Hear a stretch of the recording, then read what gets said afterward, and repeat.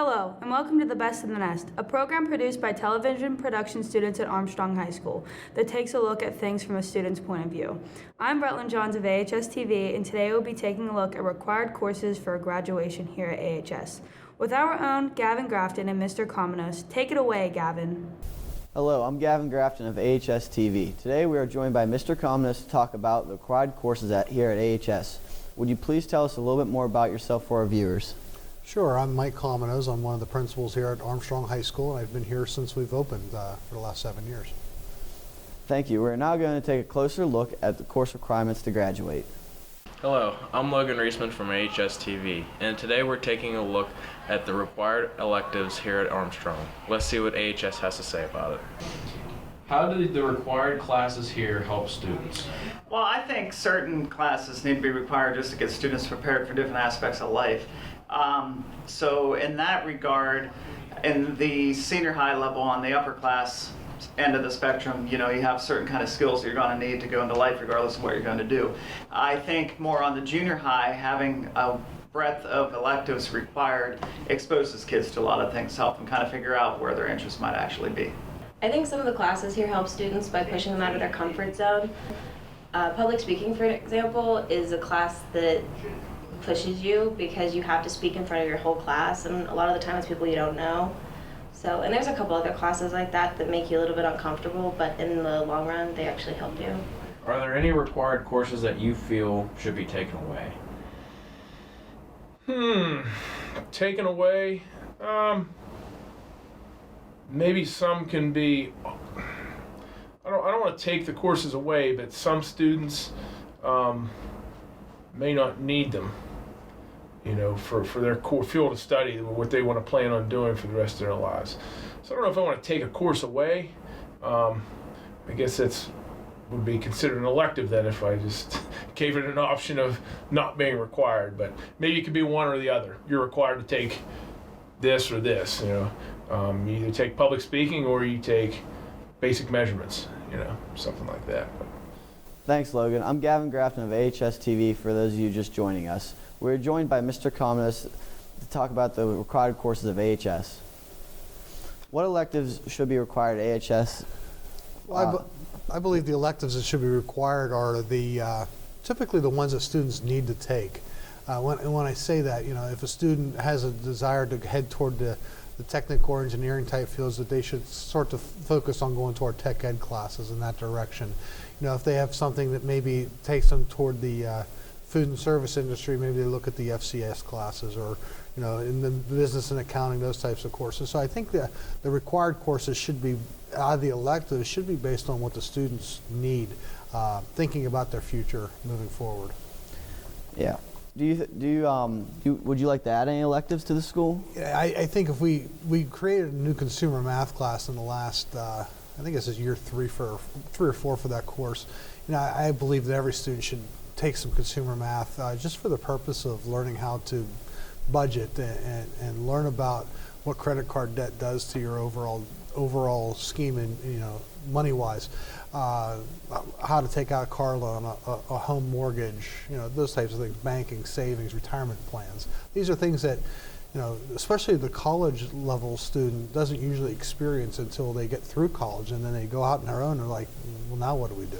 Yeah, I know. I took that class this year, and I had basically no idea how to do a lot of stuff that we've learned this year. I mean, Sure. I had a little bit, but it's definitely helped a lot. Good. Do you think students should have to take a public speaking class? I'll be honest with you, I did not have a public speaking course myself in high school. I had to take one in college, though. And it gave me the confidence to start speaking in front of large groups. I remember the first time I stood in front of a classroom when I was actually teaching math, and I can remember thinking, oh my gosh, what am I doing? I was 20 years old, and I realized I had some stage fright just from the fact that I couldn't speak intelligently in front of a group of students. But now I feel, while the anxiety maybe picks up, it's nowhere near what it used to be. But I think that the ability to communicate it is key, because it helps people understand exactly what you're thinking. And this is an opportunity when you're presenting information to other people, whether you solve the problem for them or whatever, the ability to present that solution to somebody is an essential component for anybody. So It depends on how we teach the public speaking class. Speaking in front of a small group of people could be like speaking in front of a boardroom with people, or you presented something in an engineering type of setting. Maybe this is how we should build this, and this is the most economical way of building it. So the ability to communicate and share your ideas with people, it has to be there. Yeah. Otherwise, you're going to struggle. Yeah. Do you think gym class should be required for students that play sports? That's an interesting question. I believe that the gym class should be a lifelong learning skills type of setting. It's not, can you play basketball today or can you play kickball? We should be talking about the overall fitness and working out and keeping people moving. I'm an example of an athlete that had to take phys ed classes, although I'm way out of shape for that type of thing. I believe that if students are taught these skills, they can carry that on for life. You can only play football for so long in your life. At some point, it's over. You can always play a pickup basketball game, but baseball or things like that. Those are things that maybe doesn't always carry on throughout your life, but you're always going to walk. And your doctor at some point, if you become obese or if you start to have heart, they're going to tell you, go out and get more exercise. And if you don't know what you're looking at doing, then that's a problem. So yeah, I believe phys ed is important for even the athletes. So it's good to understand how your body works and understand Exactly. what it needs. Exactly. Do you think all students should take 2 years of language? Again, thinking about the communication angle we talked about earlier, I've kind of flip-flopped on both of this. 2 years of language is very important for the college-bound student.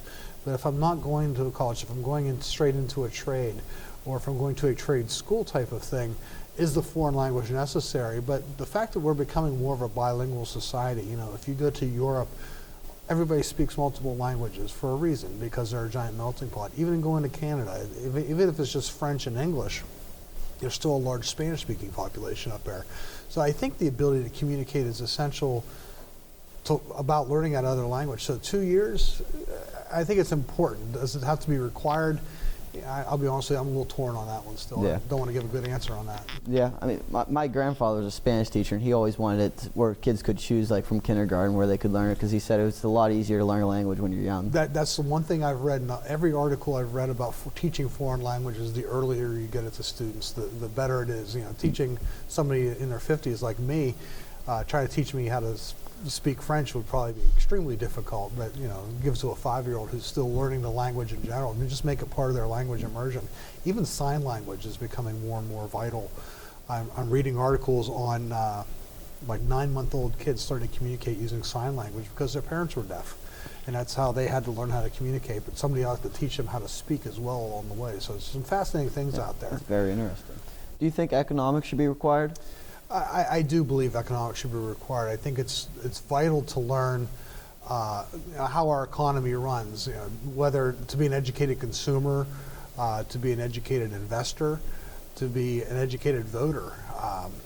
Your knowledge of how our government and how our economy works is vital to moving forward. So yes, I do believe econ should be a requirement. Yeah, I mean, that's basic life skills you probably need for the rest of your life. So. Exactly. Do you think that all students should have to take courses like consumer math and living on your own to teach practical skills? I talked about the consumer math course already. While it's not a requirement, I think it's a great course. Now, we layer parts of that course within Family and Consumer Science 9 or Living on Your Own. Both of those are graduation requirements because there is that element of at some point you're not going to live with mom and dad anymore, or grandma, or whoever you make a residency with as a high school student. At some point, everybody wants to be on their own. And unfortunately, a lot of people just don't have those skills. I'll never forget my first apartment. I lived in a duplex in Mercer when I first started teaching, and my skills were terrible. I knew how to do basic things in the kitchen, so I wasn't eating at McDonald's every night, but every other night I was eating at McDonald's. But learning how to budget money, and I have a car payment now. Oh, I have to pay my rent. I have utility bills. Oh my gosh. So never having to experience those elements before in my life. Here I am, 23 years old. I went to college where they gave me the meals I needed in the cafeteria, and they gave me a dormitory to live in. But I never had to worry about those types of budgeting skills. So it would have been nice to have a knowledge base of that. And ironically enough, when I started teaching consumer math. That was one of the courses I had. So I'm learning as I'm teaching this. I said, oh, really? I didn't realize this is how this worked.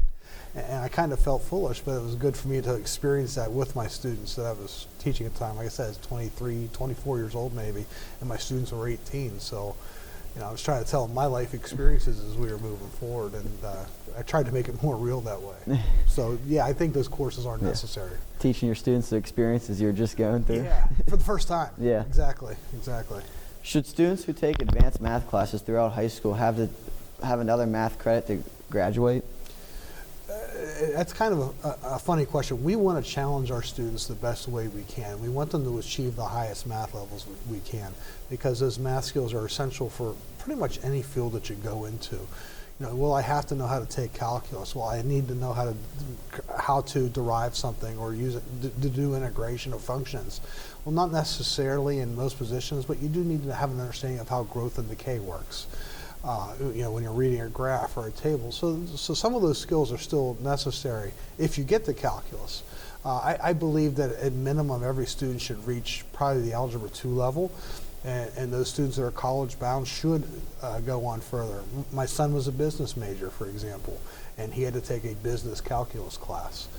I didn't know such a class existed. I taught calculus, and I always thought calculus was calculus. But what it was the application of the calculus and how those functions work in the business world. So, I think the higher math skills are necessary. Get as high as you can, and perhaps you won't have to take it at the next level, whatever school you go to. It's not so much where you need, it's more so challenging yourself then? Part of it, I think the experience of it is good. Like I said, you don't need the solid foundation of everything, but I truly believe in a liberal arts education. The more information that you have that you can apply to other situations is vital to helping you create solutions to whatever problems you run into. So if you know a little bit about music or you know a little bit about art, you're able to apply those things into creating your solutions. Yeah. I mean, I've played sports a long time, so I mean, that's like where you get a lot of experience from that, especially with how to deal with real world situations. Absolutely. So. Stress, managing stress, time management. You have practices, you have games. All those things will apply because, thinking about my job now, I have X, Y, and Z to accomplish, but I have these hours to do so. I work a lot in the evenings and work throughout the day, but I know I have these other deadlines to meet, so how am I going to meet those? And then all of a sudden I get a phone call from the TV studio. Hey, Mr. Collins, could you do this interview for Best in Nest? Well, absolutely. I'm not going to say no to you guys, but that's going to create another logjam in my schedule, which I just have to adjust and learn how to manage my time. So I learned a lot of that through sports myself. Yeah. Do you have anything else you'd like to add? No, the graduation requirements that we have in our school district are really established by our local school board, using the laws that are given to us by the state of Pennsylvania. We all have a good sense of what's needed in education and what's needed for jobs out there, because we also have to understand that not every student is college bound, and a lot of times in my career, we've forgotten that, and we focus, to get you into college. Well, not everybody's heading that direction. We want to make sure you have skills that if you wanted to go straight into the workforce, you can go straight into the workforce when you leave here. Or if I want to go to a trade school. We have a big population of students that chose not to go to the VOTEC in 10th or 11th grade. For whatever reason, they chose not to do it, and then realized when they were heading into their senior year, I'm not really going to college. I wish I would have had that skill. Well, we have some classes that will help lead you in that direction as well. So as far as requirements go, it really comes down to what the student needs, but we also have to understand that the skills that we're asking you to learn as graduation requirements are going to be essential for you no matter which direction you head out to. I know you guys preparing for the rest of your life. I know my brother got called in because he's an engineer. You guys asked him what classes and courses do you think would help with a kid that potentially wants to be an engineer? Mm-hmm. And you're always looking at electives for people to look at. So. And the other thing is we talk to industry a lot of times. We'll reach out to different companies. I just made a connection with a gentleman from a company called Cook Medical, I believe, down in Parks Township. And he's trying to make a connection with us. And his story is pretty fascinating in the fact that, when he graduated from Leechburg High School, he did not have a direction. he's pretty good at working with his hands, and he's pretty good at applying some math skills into his life, and he can measure, and he can do those basic arithmetic type things that he needed, and some algebra skills as well. But he knew he wasn't a college-bound student. This guy has made a career working in his field. I believe his title is machinist, but he never had formal training on that. He had all these people skills, and he's a huge personality, and he's able to use those and apply himself in his field. He's probably been there for probably 15 years now. So, it's through stuff like that that we're trying to make those connections, to have guys like Joe in this case come and talk to the students, say, look, I did this. We have positions available for you as well. And not just cook, but we have other industries around that are in the same type of boat. Just because you maybe didn't get the formal training at the VOTEC school, or you didn't go to a trade school, doesn't mean you don't have skills. So we want to make sure you have a wide variety of experiences so that you can go get those types of jobs. Very interesting. Well, that's all for this segment of Best of the Nest. I'd like to thank Mr. Commonus for joining me today to talk about the required courses at AHS. Thanks. We're going to take a short break, and we'll be back with more AHS TV's Best of the Nest. You may show up to IUP unsure of your major. Know this: you'll never be referred to as undecided, but instead as an explorer, encouraged, mentored. Without losing time toward graduation, explore your options, then choose a major. Exploratory Studies at IUP. Get to the best version of you. And we're back with more of Best of the Nest. I'm Bretland Johns of AHS TV. Next up, our own Jessica Kinter sat down with Mr. Klukin to talk about our disruptions to the regular schedule here at AHS. Let's take a look. Hello, I'm Jessica Kinter of AHS TV, and today we are joined by Mr. Klukin to talk about disruptions in AHS. First, would you tell us a little bit about yourself for our viewers? I teach social studies, psychology, sociology electives, and 10th grade American government. I've been teaching my entire career here in Armstrong School District. Thank you. So now we are going to take a closer look at how disruptions have been affecting AHS. Hello, I'm Nolan Hellman of AHS TV. Today we're taking a look at some school disruptions. Let's see what AHS has to say about it. How have the disruptions we've had affected your learning this year? Not really that much. I get good grades because I'm a genius. Going, from virtual to in class, I absolutely don't think the quality is the same, but we try our best and we deal with what, it's worldwide, it's today's society, it's going to be here for a while. I really do think that, I'd rather see the kids in person, but we've got to do what we got to do. It is what it is. I think the disruptions have kind of decreased my learning. I feel like my grades have went down since COVID started, and I just think it affected them negatively. I believe going online for me was tough. I'm not the greatest person with a computer. When I utilized the school building, when I'd come in and teach online, it was a little bit easier because I could use the same stuff I used normally. And as long as students showed up for class, we ran it pretty much the same way we always would have if they were sitting in class. Teaching from home, a little tougher on a small screen, more distractions as far as other people being home. But all in all, it was a learning experience as time went on and got a little bit better. Do you think virtual learning has gotten easier this year since last year? Oh yeah, 100%. I'd rather do virtual. Last year? No, I think it's gotten harder since last year. A lot of teachers and stuff, it was kind of hard and jumped right into it, and I think we had less stuff to do, and this year they're kind of piling on extra work and stuff, so I think it's gotten harder since last year. I think it has, since we've had to do it so many times, from snow days and just everything. I think everyone's gotten a bit used to it. Do you think virtual teaching has gotten any easier since last year? I think it's gotten easier just because you have to do it so often. It's not my favorite. I'd much rather have the students sitting in front of me so I can see them, talk to them, instead of looking at letters on a screen for most of the classes.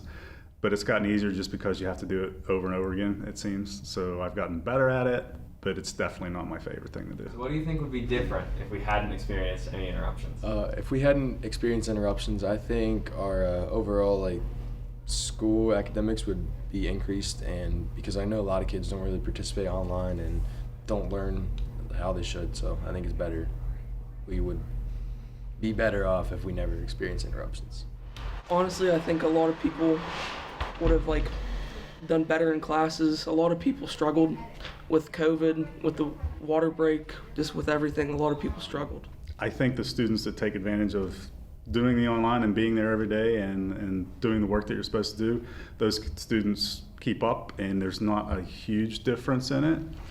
The students that did not participate or show up for classes, it definitely put them in a hole. And hopefully they've learned from that, because I have a feeling going forward that even though these may not be disruptions in the future, there's going to be more online stuff for those people to do, those students to do, and if they don't get better at showing up and doing this stuff, it's gonna be tough for them. But if you show up and do everything, it's not all that bad. There you have it, folks. Straight from the Hawks Beak. Now back to you in the studio. Thanks, Nolan. I'm Jessica Hinter of AHS TV, and for those of you just joining us, and we are joined today by Mr. Kluken to talk about disruptions in school. So to start off, just first, how long have you been teaching at AHS? At AHS, I've been here the whole time, 7 years at this building. I taught for 10 years at Katanning and 6 years at the Katanning Middle School, so I teach for about 23 years. Okay. And in all of your years teaching at AHS, and of course, you said with the school district, have you ever had so many days off or interruptions within a school year?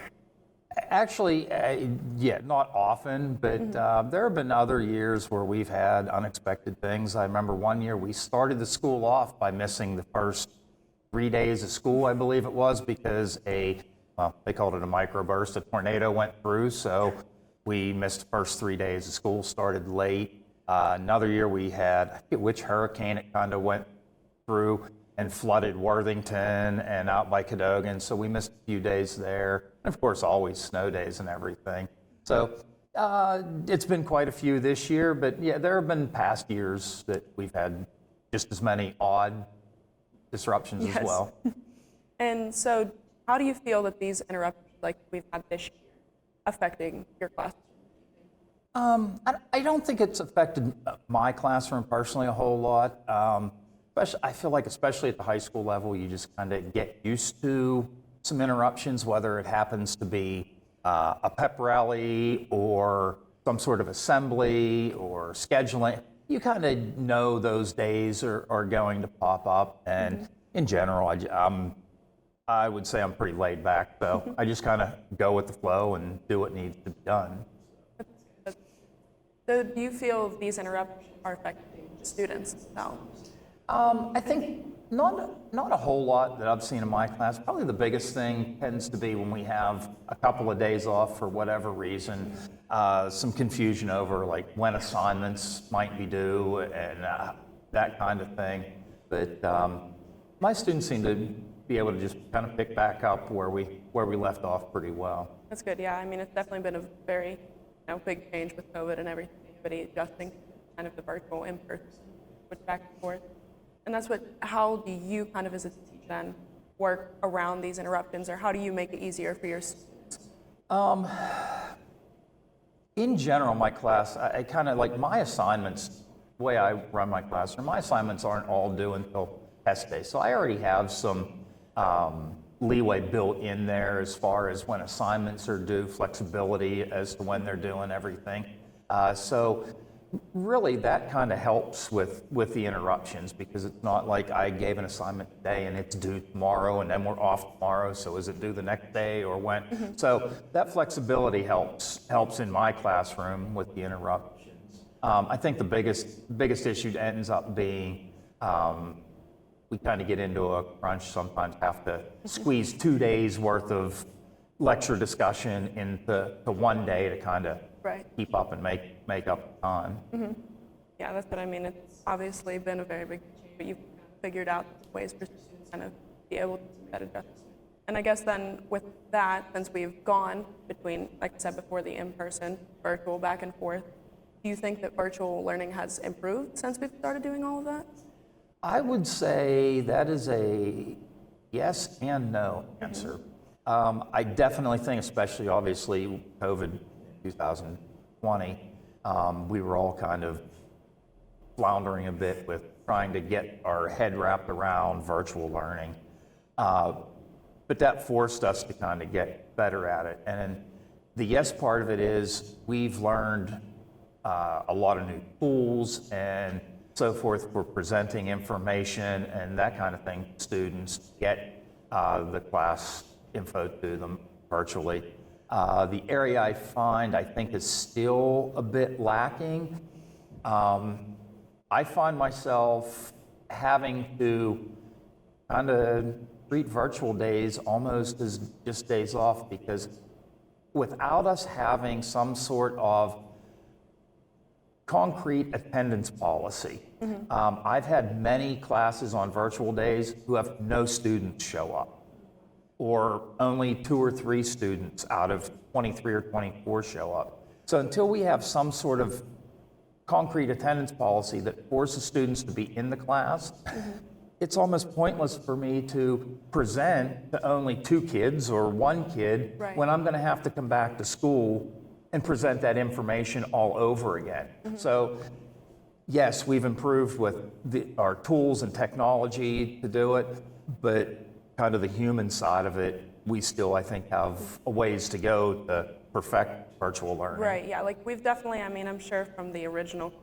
mess of COVID, it was obviously a lot for people to just jump right into that and not kind of fully know how to work with it. But that's definitely a good point. Like, we've made our improvements, we've gotten better with it, but at the same time, there's still some things that are, a little rough for both teachers and students. Now, my most important question for you here. Do you consider students playing Wordle a disruption? Well, let me say this. Not really a clue what Wordle is. I know it exists because on Facebook, TikTok, I see things all the time about it, but I've not taken time to see what it is. But to me, it's, as I call, just another Angry Bird, because Angry Birds is probably the first game on the phones that I remember like kids really always playing. But it's always something, Angry Birds or Trivia Crack, or I don't know what's it called. I know my young grandkids play Roadblocks or Roblox or something like that. There was a pool game that kids were playing last year. So as far as that goes, no, I don't see it as any more interruption than any of the games that came prior to it or those that are going to come after it. I think you should check it out. I think it's okay. Well, that's all we have for this segment of Best of the Nest. And again, I'd like to thank Mr. Klukin for joining me today to talk about disruptions within AHS. Well, that's our show for this week. Best of the Nest is produced by students enrolled in television production courses at Armstrong High School. Join us again next time for a look at what is happening from our students' point of view. Until then, from our nest to yours, have a great week.